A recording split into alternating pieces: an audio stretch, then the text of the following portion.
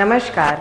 माध्यमिक शिक्षा विभाग उत्तर प्रदेश द्वारा संचालित वीडियो कक्षा के माध्यम से मैं डॉक्टर क्षमा शुक्ला राजकीय बालिका इंटर कॉलेज प्रयागराज से कक्षा 10वीं विषय संस्कृत प्रकरण प्रत्यय प्रत्यय में ठक, त्वा, तल, टाप, अनियर और इन प्रत्यय के बारे में पढ़ेंगे।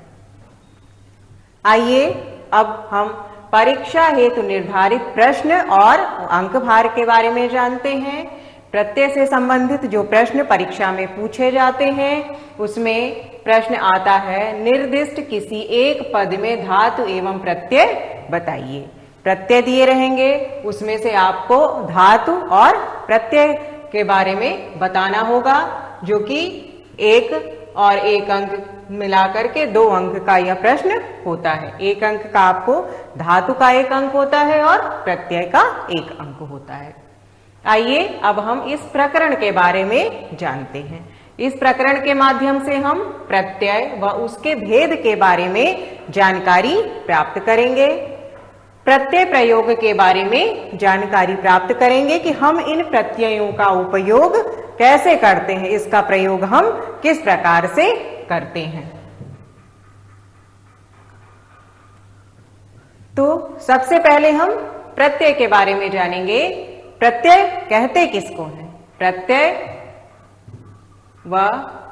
वह शब्द होते हैं जो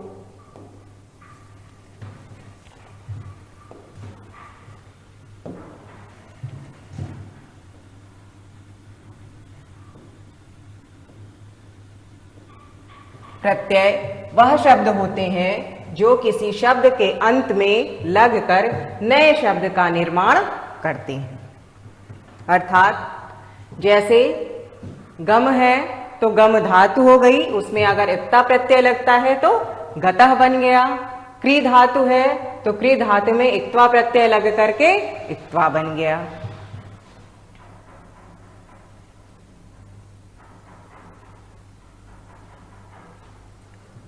आइए अब हम प्रत्यय के प्रकार के बारे में जानते हैं। प्रत्यय 2 प्रकार के होते हैं।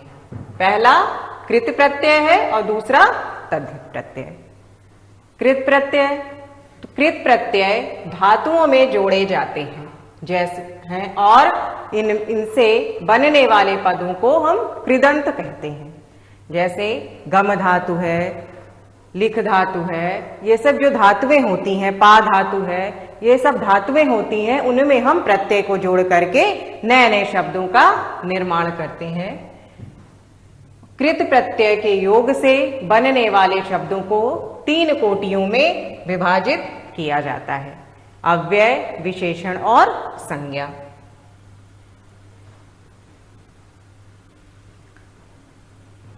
अब हम अव्यय के बारे में जानते हैं। जिन शब्दों पर लिंग, वचन, कारक आदि का कोई प्रभाव नहीं पड़ता उसे अव्यय कहते हैं। अव्यय का अर्थ है व्यय न होना। अव्यय शब्द उसी रूप में प्रयोग किए जाते हैं, उनमें विभक्ति नहीं लगती है। यह शब्द जैसे रहते हैं उसी रूप में स्वीकार किए जाते हैं, उसका प्रयोग उसी रूप में होता है जिस रूप में वह रहते हैं। जैसा कि अव्यय शब्द का अर्थ ही है कि व्यय न होना। दूसरा है विशेषण। विशेषण संज्ञा व सर्वनाम की विशेषता को बताने वाले जो शब्द होते हैं वह विशेषण कहलाते हैं। संज्ञा व्यक्ति, वस्तु अथवा स्थान को संज्ञा कहते हैं। आइए अब हम कृत प्रत्यय के भेद के बारे में जानते हैं। कृत प्रत्यय के 9 भेद होते हैं। पहला अक्त्वा प्रत्यय, दूसरा ल्यप प्रत्यय, कृत प्रत्यय, इक्तवतु प्रत्यय, क्षत्रि प्रत्यय, शानच प्रत्यय, तुमुन प्रत्यय, इक्तिन प्रत्यय और अनियर प्रत्यय। इसमें हम सबसे पहले इक्तवा प्रत्यय के बारे में जानकारी प्राप्त करेंगे। जब एक ही कर्ता द्वारा एक कार्य की समाप्ति के बाद दूसरी क्रिया की जाती है तब इक्तवा प्रत्यय का प्रयोग होता है। यहां पर दिया हुआ है कि जब एक ही कर्ता द्वारा, कर्ता किसे कहते हैं किसी भी कार्य को संपादित करने वाला जो होता है उसको हम कर्ता कहते हैं। किसी भी वाक्य में एक कर्ता होता है और दूसरी होती है क्रिया। कर्ता करने वाला जो व्यक्ति होता है वह कर्ता होता है और वह जिस कार्य को संपादित करता है वह क्रिया होती है, और उसके द्वारा जो कार्य होता है वह उसका कर्म हो जाता है।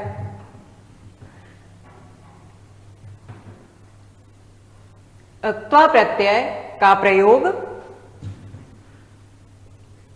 इस प्रत्यय के योग से बने हुए शब्द को पूर्वकालिक क्रिया कहते हैं, क्योंकि वे प्रधान क्रिया से पहले हुई क्रिया को द्योतित करते हैं। ठीक है, तो इस इक्त्वा प्रत्यय को हम उदाहरण के माध्यम से जानेंगे। जैसे रामः पठित्वा गृहं गच्छति, अर्थात राम पढ़कर घर जाता है। ठीक है, इस वाक्य में राम दो कार्य कर रहा है। पहला पढ़ने का कार्य कर रहा है और दूसरा घर जाने का कार्य कर रहा है। इन दो क्रियाओं में पढ़ने की क्रिया जो पठित्वा से प्रकट होती है वह पूर्व काल में हुई, अर्थात राम पहले पढ़ा, उसके बाद पढ़ करके वह घर गया। तो जो पढ़ने की क्रिया हो रही है उसकी वह घर जाने की क्रिया के पूर्व की क्रिया है। तो इन दो क्रियाओं में पढ़ने की क्रिया जो पठित्वा से प्रकट हो रही है वह पूर्व काल में हुई है, अतः पठित्वा को हम पूर्वकालिक क्रिया कहेंगे।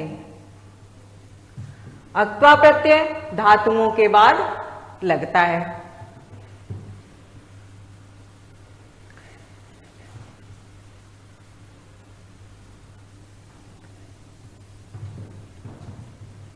और जब अक्त्वा प्रत्यय का हम प्रयोग करते हैं तब अक्त्वा प्रत्यय में लशक व तद्धिते सूत्र से तद्धित भिन्न प्रत्यय के आदि लकार शकार व का वर्ग इत संज्ञक हो जाते हैं। अतः यहाँ पर अक्त्वा के क की इत संज्ञा हो जाती है तथा इसका केवल त्वा शेष रह जाता है।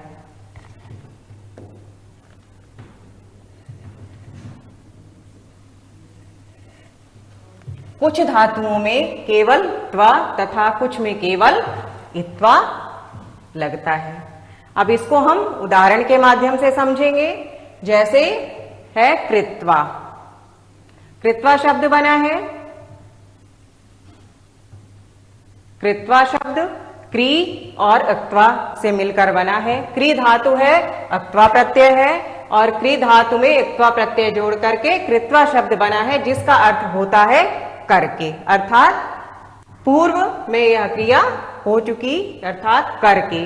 तो यहां पर क्री धातु है, क्री धातु के साथ जब हमने अक्त्वा प्रत्यय लगाया तो त्वा का जो का होता है, हमने यहां पर आपको लशक व तद्धिते सूत्र बताया है। लशक व तद्धिते सूत्र से यहां पर यहां का जो का है वह हट जाता है, और उस का के हट जाने से, और लशक व तद्धिते सूत्र में कहा गया है कि लकार शकार तथा का वर्ग इत संज्ञक है। अतः इस सूत्र के माध्यम से यह जो का है वह इत संज्ञक है। इत संज्ञक होने के कारण यह यहां से हट जाता है। का के हट जाने पर क्री धातु में त्वा जोड़ करके कृत्वा शब्द बनता है। उसी प्रकार से दा धातु है, इत्वा प्रत्यय है। यहां पर भी लशक व तद्धिते सूत्र से का हट जाता है, इसकी का की इत संज्ञा हो जाती है और यह का हट जाता है, और द धातु के साथ त्वा प्रत्यय मिल करके दत्वा बन जाता है। फिर गम धातु है, इक्त्वा प्रत्यय है।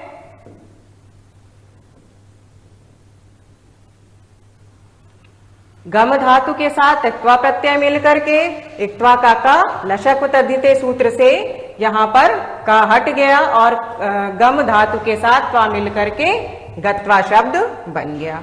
फिर यहां पर श्रु है, श्रु धातु के साथ इक्त्वा प्रत्यय लशक व तद्धिते सूत्र से इक्त्वा का हट करके श्रुत्वा शब्द बन गया। इसी प्रकार से पत धातु है, पत धातु के साथ इक्त्वा प्रत्यय का लशक व तद्धिते सूत्र से हट करके पतित्वा शब्द बना। इस प्रकार से यह हमने इक्त्वा प्रत्यय के बारे में जानकारी प्राप्त की, अर्थात इक्त्वा प्रत्यय में लशक तद्धिते सूत्र से, और लशक तद्धिते सूत्र का अर्थ यह होता है कि तद्धित से भिन्न। तो यह हम जो पढ़ रहे हैं वो कृत प्रत्यय है, तो यह नियम भी यहां पर लग गया कि तद्धित से भिन्न प्रत्यय के आदि लकार शकार का वर्ग इत संज्ञक हो जाते हैं। तो यह हमारा कृत प्रत्यय है, तो यह तद्धित से भिन्न हो गया, और लकार शकार और क वर्ग, अर्थात यहाँ पर क वर्ग है, तो यह इत संज्ञक होता है। इत संज्ञक होने के कारण यहाँ पर इत संज्ञा हो जाती है, और यह का यहाँ से हट जाता है। इस प्रकार से यह का हट करके क्री धातु के साथ का हटने से वह शेष रह गया और कृत्वा बना। आइए अब हम अनियर प्रत्यय के बारे में जानते हैं। अनियर प्रत्यय का प्रयोग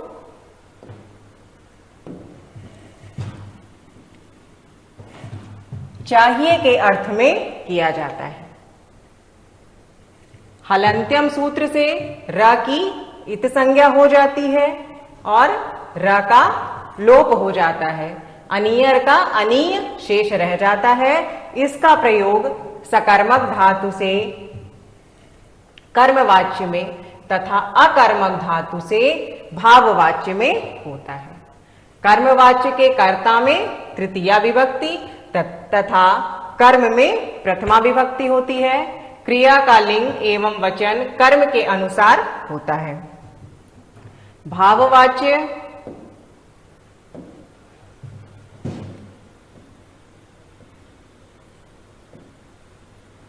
भाववाच्य के कर्ता में तृतीया तथा क्रिया नपुंसक लिंग एक वचन में होती है। रूप इसके तीनों लिंगों में चलते हैं। तीनों लिंगों में अर्थात पुल्लिंग, स्त्रीलिंग और नपुंसक लिंग तीनों लिंगों में इसके रूप चलते हैं। तो अनियर प्रत्यय के उदाहरण देखते हैं। गम और अनियर। गम धातु से अनियर प्रत्यय मिल करके पुल्लिंग में गमनीय बना है, स्त्रीलिंग में गमनीया और नपुंसक लिंग में गमनीयम बना है। यहां पर हमने आपको बताया था कि अनियर प्रत्यय में हलंत्यम सूत्र से र की इत संज्ञा हो जाती है। तो यहां पर गम धातु है, अनियर प्रत्यय है, अनियर के र की हलंत्यम सूत्र से इत संज्ञा हो गई। इत संज्ञा होने से यह र यहां से हट गया और अनीय शेष रह गया, तो गम अनीय। तो इसको गम धातु और अनीय प्रत्यय मिल करके गमनीय शब्द बन गया। उसी प्रकार से क्री धातु में अनियर प्रत्यय जोड़ करके र हलंत्यम से र की इत संज्ञा हो गई और क्री अनीय, तो अनीय शेष रह गया। करणीय, करणीया और करणीयम यह बन गया। पठ धातु में अनियर प्रत्यय लग करके र की हलंत्यम से इत संज्ञा हो गई, अनीय शेष रह गया। पठनीय, पठनीया, पठनीयम, यह तीनों धातु रूप बन गए। तीनों लिंगों में पुल्लिंग, स्त्रीलिंग और नपुंसक लिंग तीनों के रूप बन गए। भू धातु में अनियर प्रत्यय हलंत्यम से र की इत संज्ञा, अनीय शेष रह गया। भवनीय, भवनीया और भवनीयम। पा धातु से अनियर प्रत्यय हलंत्यम से र की इत संज्ञा हो गई, पानीय, पानीया और पानीयम, यह रूप बन गया। अब तक आपने जो प्रत्यय पढ़ा वह कृत प्रत्यय था। आइए अब हम तद्धित प्रत्यय के बारे में जानते हैं। तद्धित प्रत्यय अर्थात तेभ्यः प्रयोगेभ्यः हिताः इति तद्धिता, यह सूत्र है इसका। अर्थात ऐसे प्रत्यय जो भिन्न भिन्न प्रयोगों में काम आ सके। जैसे प्रातिपदिक जो होते हैं अर्थात संज्ञा, सर्वनाम और विशेषण आदि में जिन प्रत्ययों को जोड़ा जाता है उन प्रत्ययों को तद्धित प्रत्यय कहते हैं। ये प्रत्यय संज्ञा में जुड़ जाते हैं, सर्वनाम में जुड़ जाते हैं और विशेषण में जुड़ जाते हैं। संज्ञा, सर्वनाम और विशेषण के बारे में आपको पहले जानकारी दी जा चुकी है। तो यह जो तद्धित प्रत्यय होते हैं वह संज्ञा, सर्वनाम और विशेषण इनमें जुड़ जाते हैं। अब तद्धित प्रत्यय के भेद के बारे में जानते हैं। तद्धित प्रत्यय के भेद हैं मतुप प्रत्यय, त्वा प्रत्यय, इनी प्रत्यय, तल प्रत्यय, ठक प्रत्यय और टाप प्रत्यय।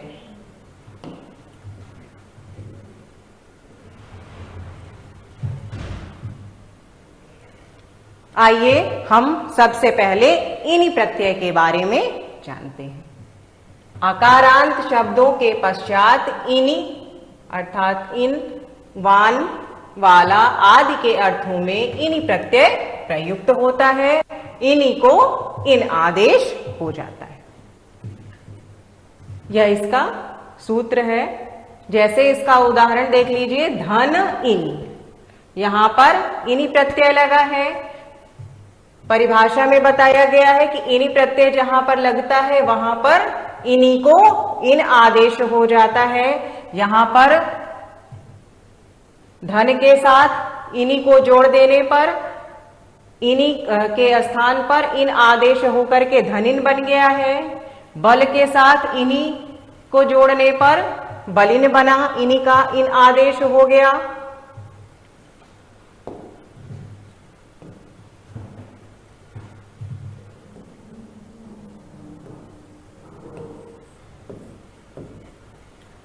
बल के साथ इनी जोड़ने पर बलिन बना और इनी का इन आदेश हो गया, बलिन बन गया। गुण के साथ इनी जोड़ देने पर गुणिन, यहां पर भी इनी का इन आदेश हो गया। फिर प्रणय के साथ इनी जोड़ देने पर इनके स्थान पर, इनी के स्थान पर इन आदेश होने पर इन जोड़ने पर प्रणयिन, और दोष के साथ इनी जोड़ देने पर दोषिन, और इनी का इन शेष रह गया और वह बन गया दोषिन। तल प्रत्यय। आइए अब हम तल प्रत्यय के बारे में जानते हैं।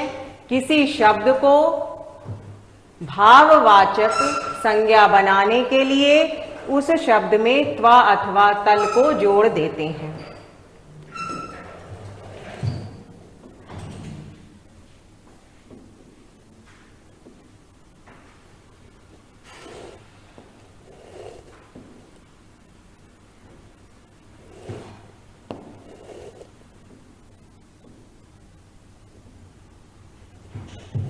किसी शब्द को भाववाचक संज्ञा बनाने के लिए उस शब्द में त्वा अथवा तल को जोड़ देते हैं। तल प्रत्यय के अंत होने वाले शब्द स्त्रीलिंग में होते हैं।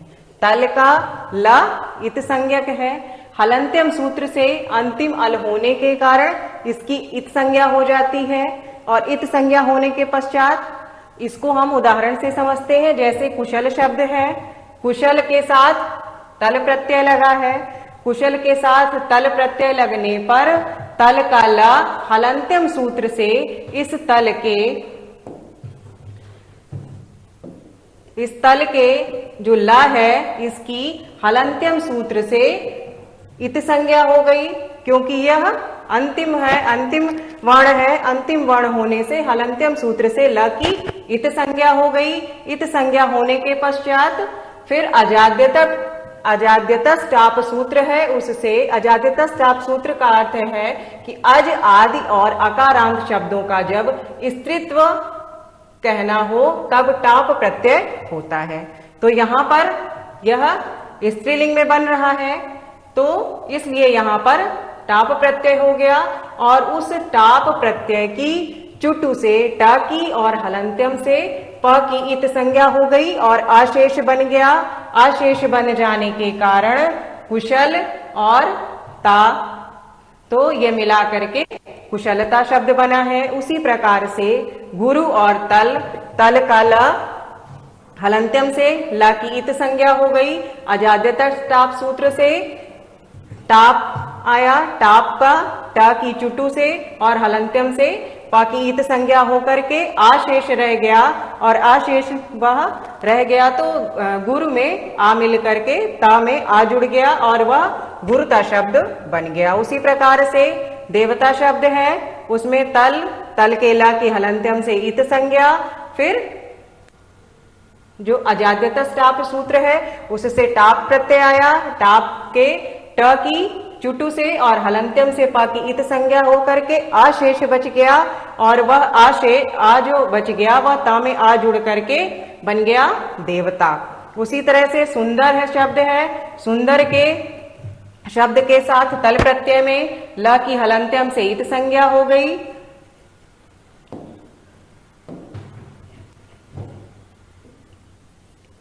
ल की हलंत्यम से इत संज्ञा हो गई।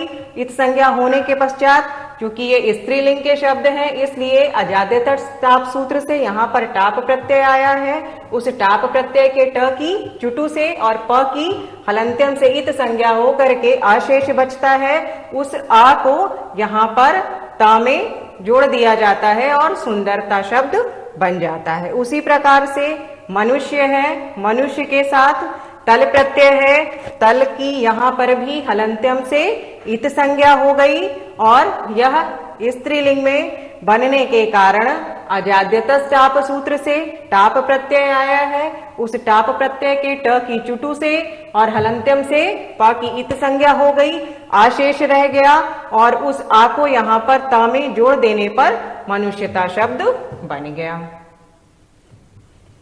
आइए अब हम ठक प्रत्यय के बारे में जानते हैं। ठक प्रत्यय का प्रयोग भाववाचक संज्ञा बनाने के लिए किया जाता है।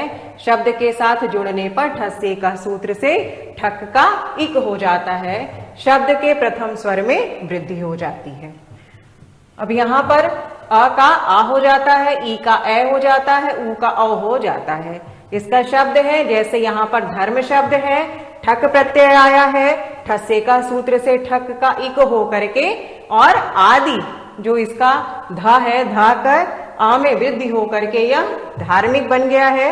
उसी प्रकार से अस्ति है, इसमें ठस्से का सूत्र से ये ठक प्रत्यय है, ठस्से का सूत्र से ठक का इक हो गया, और इक होने के पश्चात आदि स्वर में वृद्धि हो गई और ये बन गया आस्तिक।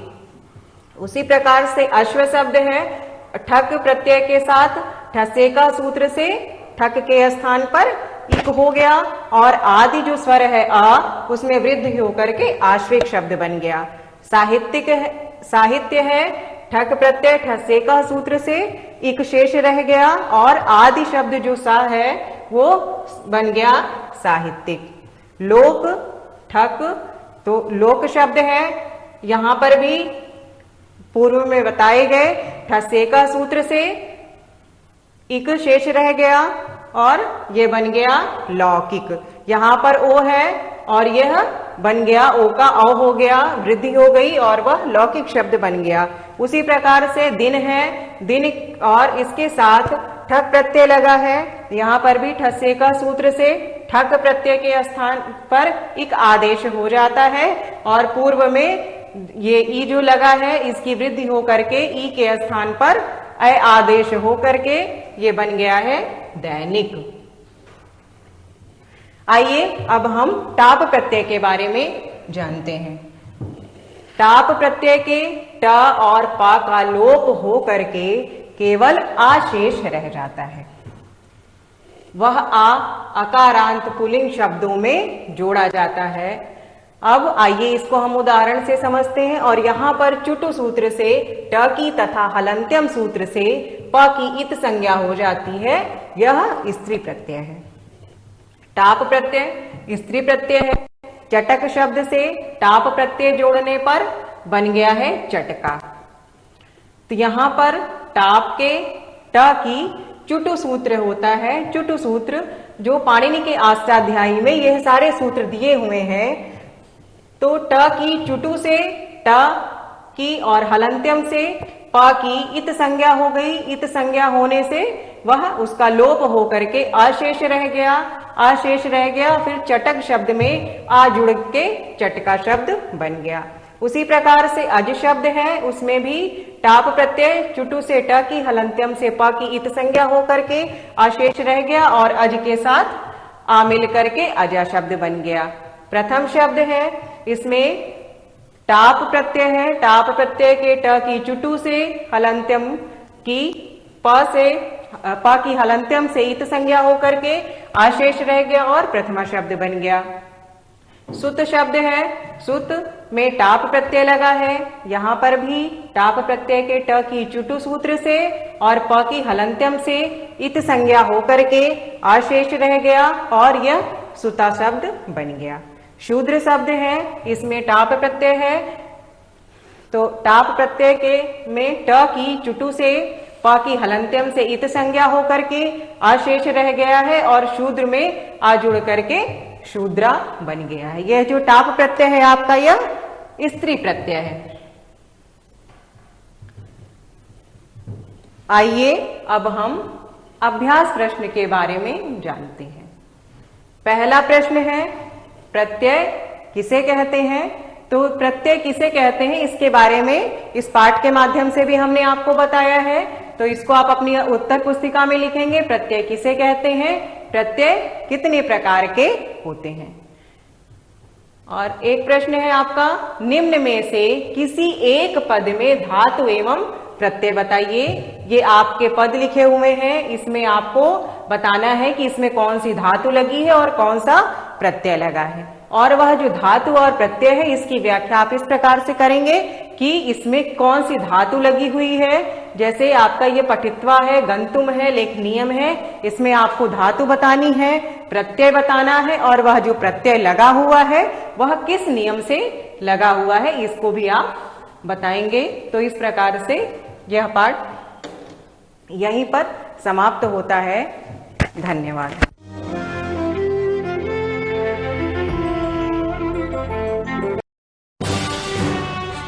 मन की बात माननीय प्रधानमंत्री श्री नरेंद्र मोदी भारत की जनता से साझा करें